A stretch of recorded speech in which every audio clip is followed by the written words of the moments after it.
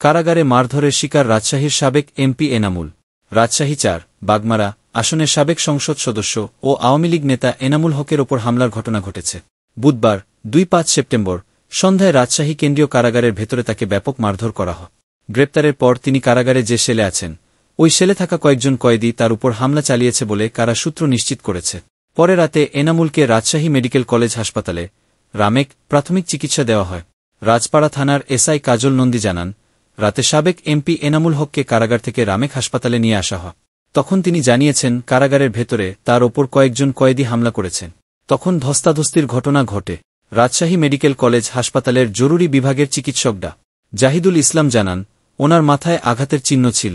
কয়েদিরা তাকে মারধর করেছে বলে কারা পুলিশ জানিয়েছে। প্রথমে তাকে কারা হাসপাতালে চিকিৎসা দেওয়া হয়।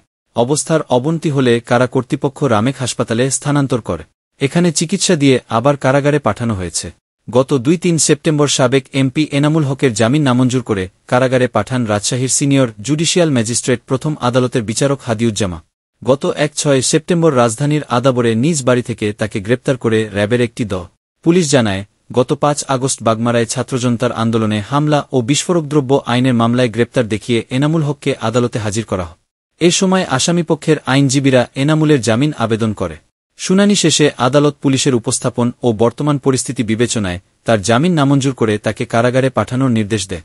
এনামুল হক রাজশাহী ৪ আসন থেকে ২০০৮, ২০১৪ ও ২০১৮ সালে আওয়ামী লীগের মনোনয়নে সংসদ সদস্য নির্বাচিত হন।